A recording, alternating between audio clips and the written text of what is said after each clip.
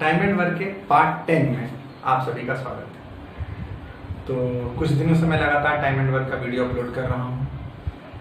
कुछ अच्छे प्रश्न मैंने कराए आपको, जैसे CCHSL, CGL हर लेवल पर आपका काम दे सकता है। रेलवे, NTPC, ग्रुप डी, इन सभी में उन क्वेश्चंस का काफ़ी अच्छा रोल आता है। टाइम एंड वर्क का कॉन्सेप्ट अगर किसी को अच्छे से पता है तो आप उससे टाइम एंड वर्क बना लेंगे, आप उससे पाइप और टंकी बना लेंगे, फिर आप उसी से मजदूरी वाला सवाल बना लेंगे और इसी से आपको निगेटिव वर्क का कॉन्सेप्ट मिल जाएगा। और पांचवा चीज, आप इसी से स्पीड, डिस्टेंस और टाइम का 30 to 40% क्वेश्चन सॉल्व कर सकते हैं। तो एक टाइम एंड वर्क आपके लिए बहुत इंपॉर्टेंट चैप्टर है। मैंने अभी तक पिछले 9 वीडियो में, पिछले वीडियो तक मैंने 9 वीडियो अपलोड कर दिया है। 9 वीडियो में जिस टॉपिक को हर एक को टाइप वाइज पढ़ाने की कोशिश की है। आप बेसिक से टॉप लेवल तक उस क्वेश्चंस के हिसाब से चलते गए। मैंने एक टॉपिक को शुरू किया तो 2 दिन उसके बारे में चर्चा की, फिर उसके बाद शुरू किया तो फिर 2 दिन उसके बारे में चर्चा की। इस प्रकार मैंने अच्छे प्रश्न भी लिए हैं। आप लोगों को मैंने कहा भी था कि कुछ प्रश्न जिनका जवाब आपको नहीं मालूम है, आप उसके बारे में उससे बात भी कर सकते हैं, दे सकते हैं उसके बारे में कमेंट बॉक्स में लिखकर। तो ये आपका काम है। अब आते हैं इस वीडियो के बारे में। लास्ट वीडियो में हमने अल्टरनेट वर्क का एक कॉन्सेप्ट समझा था। अल्टरनेट वर्क मतलब एक के बाद एक कोई काम करता है और इस तरह से काम पूरा होता है। तो इस तरह के प्रश्नों को हम लोग कल कर रहे थे। अच्छे खासे प्रश्न हम लोगों ने CGL मेंस तक के प्रश्न को सॉल्व करने की कोशिश की थी। लास्ट क्वेश्चन मैंने आपको एक दिया था जिसका जवाब मैंने आपसे कमेंट सेक्शन में मांगा था। 1-2 ने मुझे 22/3 जवाब ये दिया, मतलब 7.1/3। तो जिसका भी जवाब ये है वो बिल्कुल सही है। अब कुछ लोगों का हुआ कि सर ये जवाब कैसे आता है, तो हम लोग इसके बारे में अब चर्चा करेंगे।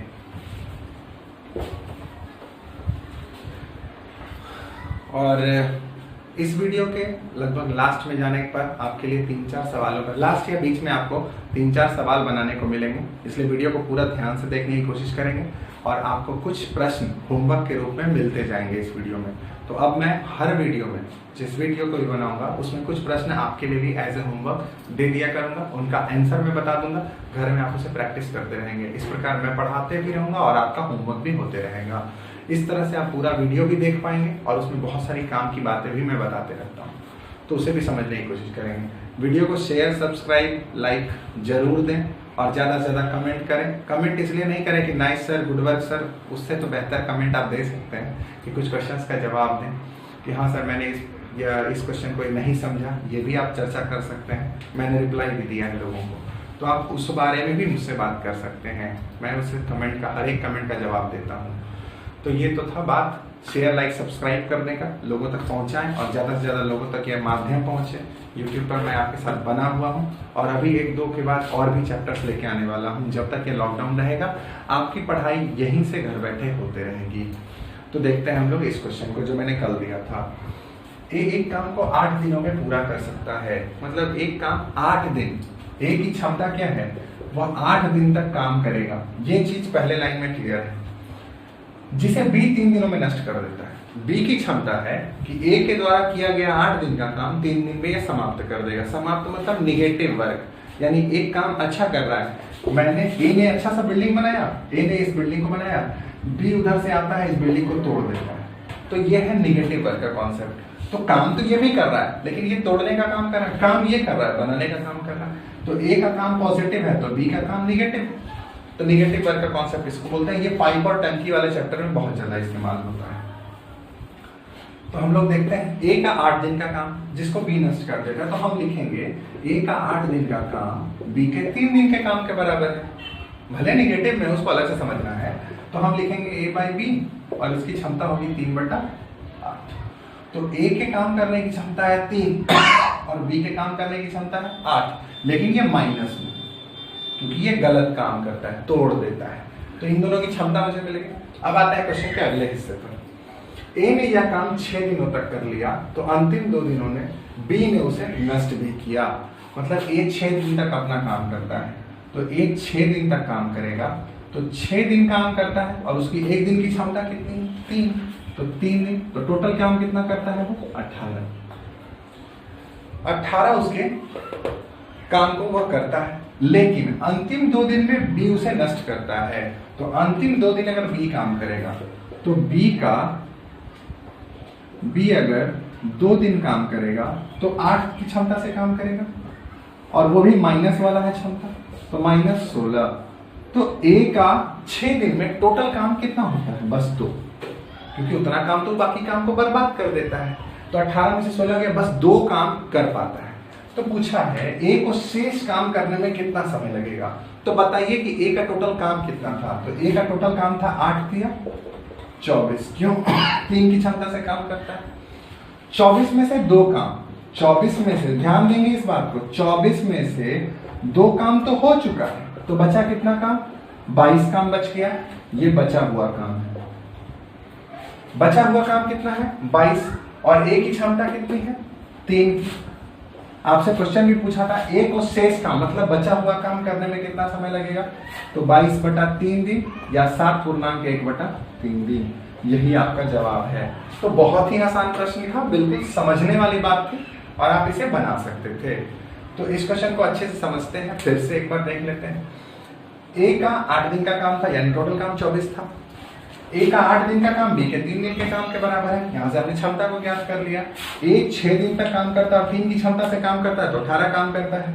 बी 8 की क्षमता से काम करता है और 2 दिन काम करता है, तो -16 काम करता है। तो काम कितना होता है? 2। कुल 6 दिन में मात्र 2 काम हुआ।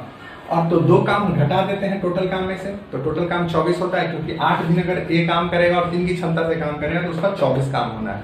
तो 24 में से 2 काम हटा देते हैं तो होता है 22 काम। और करवाना किससे था? ए से, तो 22/3 आंसर है आपका। तो अब इसके बाद हम लोग इस क्वेश्चन के बाद हम लोग जाने वाले हैं मैन, डेज और आवर वाले क्वेश्चन में, उसके कॉन्सेप्ट को भी समझते हैं।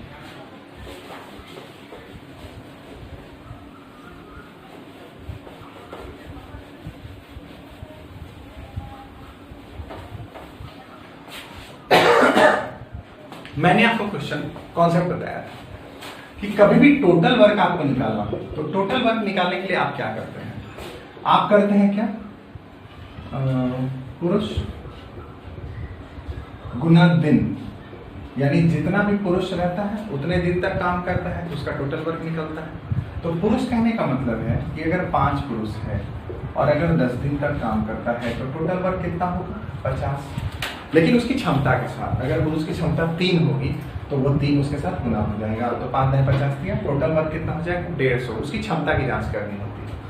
तो मैंने आपको बताया था कि क्षमता गुना दिन बराबर टोटल वर्क, यही बात होती है। पुरुष मतलब इसकी क्षमता के साथ गुना करेंगे, 5 या 15 हो जाएगा। तो क्षमता गुना दिन बराबर टोटल वर्क। लेकिन अगर क्वेश्चन हमको ऐसा देता है कि काम नहीं बदलता है, जब काम नहीं बदलेगा तो इस तरफ भी काम होगा और इस तरफ भी काम होगा, तो काम तो दोनों तरफ होता है। अगर काम दोनों तरफ होगा तो इधर भी मैन इंटू डेज होगा और इधर भी मैन इंटू डेज होगा। तो ये M1 होगा तो ये M2 होगा, ये डे 1 होगा तो ये डे 2 होगा। इसी से जुड़ा हुआ एक कॉन्सेप्ट होगा कि H1 को लगाएंगे और इसी से जुड़ा हुआ कॉन्सेप्ट H2 को लगाएंगे। तो आगे देखते हैं।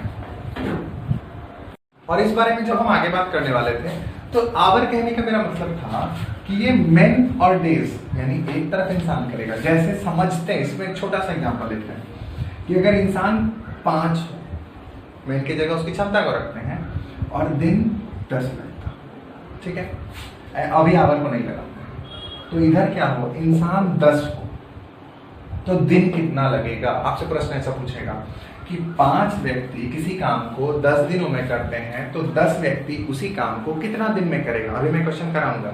तो बस कुछ नहीं, आप इसके जगह अगर डे 2 रखेंगे तो सोचने वाली बात है कि जब इन दोनों को गुना करके 50 आएगा तो इन दोनों को भी गुना करके कुछ 50 आना चाहिए था।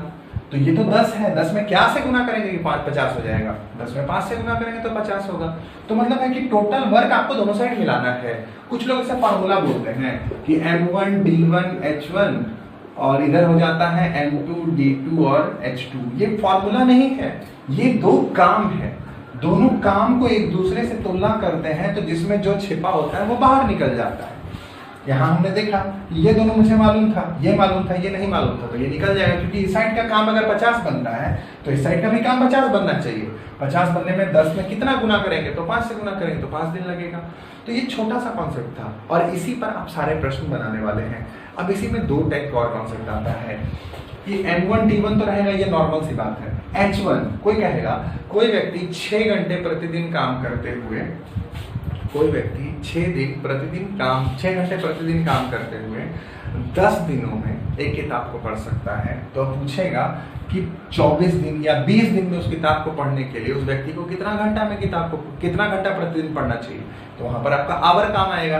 तो ये मत सोचिएगा कि हर फॉर्मूले में आपको M1 D1 H1 है, कहीं पर आपको डेज और आवर भी आ सकता है, तो D इंटू H बराबर D इंटू H भी आ सकता है। आप इसको भी समझेंगे, जरूरी नहीं कि MM हो, एक ही व्यक्ति की बात होगी तो मैन की क्षमता तो दोनों साइड एक ही हो जाएगी, तो ये तो आपका ऐसे ही कट जाएगा, तो जिसकी जरूरत ही नहीं होगी तो आपको D इंटू H करना होगा। मतलब इन तीनों में से कोई भी 2 रह सकता है, मैन इंटू आवर भी रह सकता है, तो मैन इंटू आवर से आप जवाब देंगे, D इंटू आवर रहेगा तो D इंटू आवर से आप जवाब देंगे। मतलब जवाब देने के लिए आपको जो जो पहलू पूछा जा रहा है उसी पहलू के बारे में आप बात करेंगे। अब आप वहां पर रिसर्च ना करने लगे कि मेरा मैन तो इसमें है ही नहीं और मेरे फॉर्मूला में तो मैन है, तो ये रिसर्च नहीं करें। ये काम की क्षमता के बारे में बताता है, 2 काम को इक्वल करने की कहानी है। दोनों काम को हम लोग बस बराबर करने की कोशिश करते हैं। तो मेन डेज आवर वाला कॉन्सेप्ट यही था। इसी से जुड़ा हुआ एक और कॉन्सेप्ट, जब मेन डेज आवर का कॉन्सेप्ट जानते हैं तो इसी के नीचे एक वर्ग 1 होता है, तो इधर भी वर्ग 2 हो जाएगा।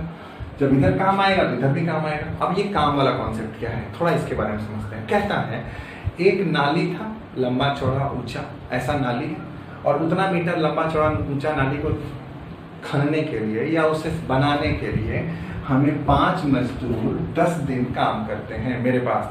तो पूछेगा कि एक और लंबाई चौड़ाई ऊंचाई की नाली होगी, उसे बनाने के लिए कितने मजदूर इतना दिन में काम करेंगे। तो फिर वहां पर ये मुझे मालूम, ये मुझे मालूम, ये मालूम, तो हम आपको एक मजदूर की क्षमता निकाल देंगे। तो हम यहां से अब तक में क्या सीखे वो मैं रिकैप कर देता हूं।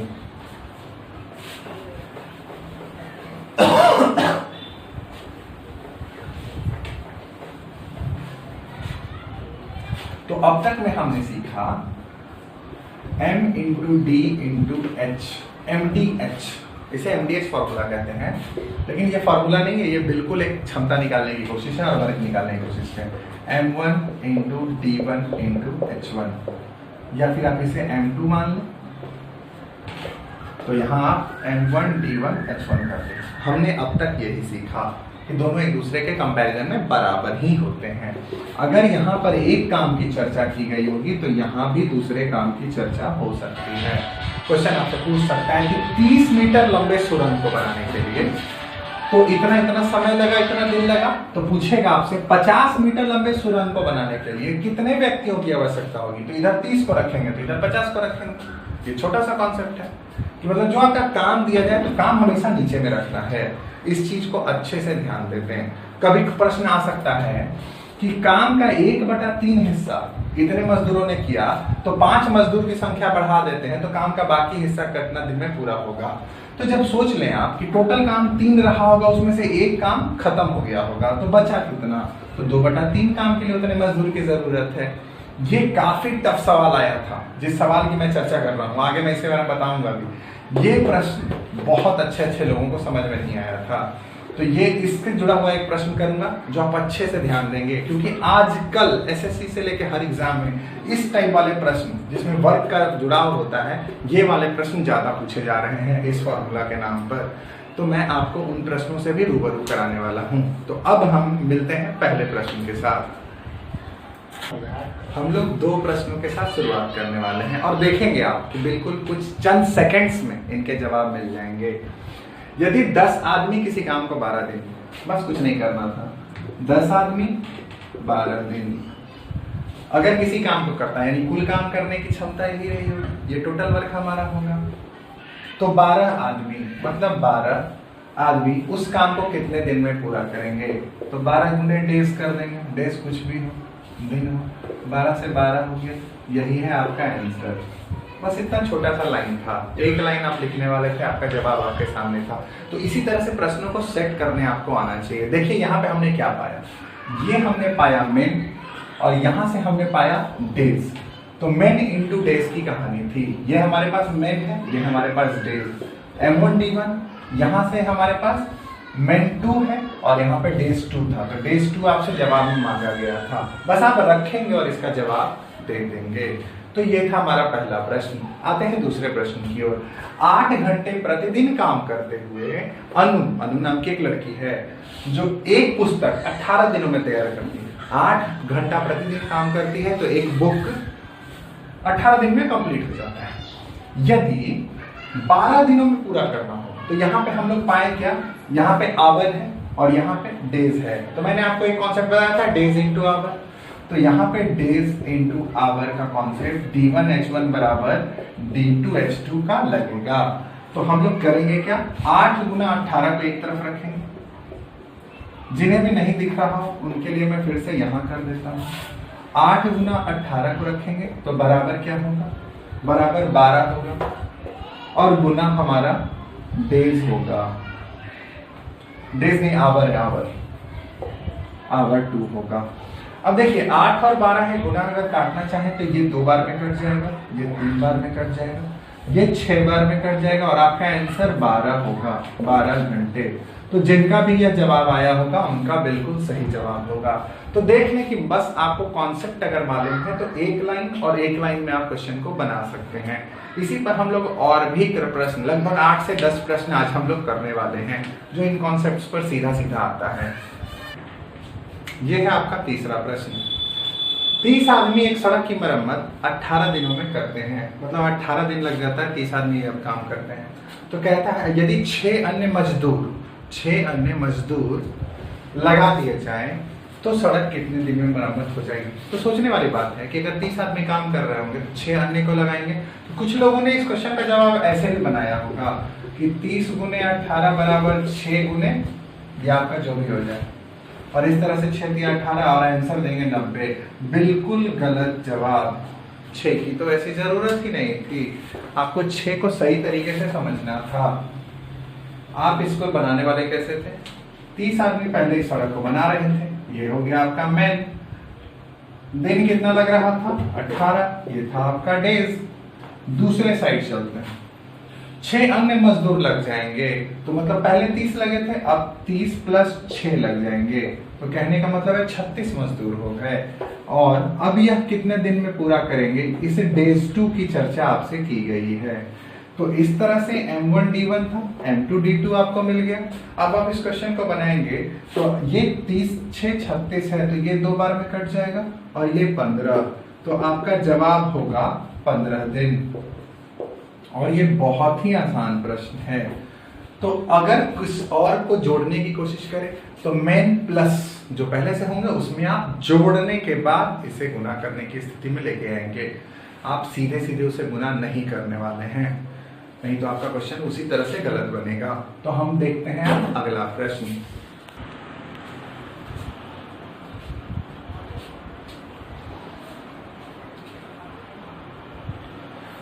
तो आपको ये 2 प्रश्न मैंने होमवर्क के रूप में दिए हैं। एक किसान प्रतिदिन 6 घंटे एक खेत को जोतते हुए 18 दिन में खेत जोतता है। खेत जोतने वाली बात यानी खेत के हार्वेस्टिंग करने की कहानी। 12 दिन में खेत जोतने के लिए कितने घंटे प्रतिदिन काम करना होगा। तो ये आपका होमवर्क है और ये भी क्वेश्चन आपका होमवर्क है। इस क्वेश्चन को समझते हैं। कुछ आदमी की संख्या आपको पता नहीं है, एक काम को 12 दिन में करते हैं। यदि उनसे 2 गुना आदमी आधे काम को कितने दिन में कर पाएंगे, मतलब जितना भी काम होगा उसका आधा काम को 2 गुना आदमी कितने दिन में करेगा। तो ये 2 प्रश्न आज का आपका होमवर्क है। इसका जवाब कमेंट सेक्शन में देना है और मैं सभी जो लोग भी इस वीडियो को देख रहे हैं आप कमेंट सेक्शन में इसका जवाब जरूर दें। कुछ लोगों को पता भी नहीं है कमेंट सेक्शन कहाँ है, तो आप बस जो आपका लिंक होता है उसी के नीचे ऐड अ पब्लिक रिप्लाई ऐसा कुछ लिखता है, तो आप उसे बस उस जगह पर जाकर अपना जवाब दे सकते हैं। तो कमेंट सेक्शन में इसका जवाब जरूर से जरूर दें। और हम लोग बढ़ते हैं अगले क्वेश्चन की ओर। ये रहा आपका अगला प्रश्न जो मैं आपको क्लास में करने वाला हूँ। यदि 80 व्यक्ति यानी 80 इंसान किसी काम को 6 घंटे प्रतिदिन 6 घंटा काम करता है तो 16 दिन में काम पूरा करता है। हम इसको लेंगे साथ में 80 व्यक्ति, मतलब मैन के जगह पर मैंने 80 रख लिया, 6 घंटे मतलब घंटा, मतलब हमने यहाँ पे आवर के जगह पे रखा, और 16 दिन मतलब 16 दिन में काम करते हैं। तो कुछ लोगों को लग रहा था मैं MDH ही रखूं या MHD रखूं या DMH रखूं, तो इसमें कोई भी फर्क नहीं पड़ता। जैसे आप 4 गुना 5 रखें या 5 गुना 4 रखें, रिजल्ट तो 20 ही बनेगा, बस वही बात है। तो कोई भी आगे पीछे हो सकता है। आगे देखते हैं। तो ये आपका N1 H1 D1 था। दूसरे साइड चलते हैं। 64 व्यक्ति की संख्या घट गई, यहाँ मैन 2 की संख्या है। काम को 15 दिन, मतलब यहाँ पर घंटे के जगह पे खाली हो गया और 15 दिन में काम करेंगे। ये मेरा आवर 2 है, डे 2 है, और मेरा आवर 2 मुझे मालूम नहीं। तो अगर हम इस तरह से जानने की कोशिश करेंगे तो बहुत ही आसान तरीका है। इसे काट के देखते हैं। 16 × 4 = 64, 2 दूना 4, 3 दूना 6, 3 से 5 बार में 15 कट गया, और 5 से 16 बार में यह कट गया, 2 से 8 बार में यह कट गया। तो हमारा जवाब इस जगह पे जो आने वाला था H2 का मतलब हुआ 8 घंटे। और बहुत ही आसान तरीका था, आप इन तीनों को रख करके क्वेश्चन बना सकते थे। तो आपको यह क्वेश्चन अच्छे से समझ में आया होगा। अब हम लोग अगले क्वेश्चन की ओर मूव करेंगे।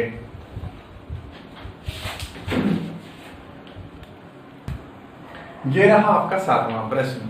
कुछ व्यक्ति कहने का मतलब ये M रहा होगा। किसी काम को 55 दिन में, मतलब ये 55 डेज में काम कंप्लीट करेगा, तो टोटल वर्क तो यही है।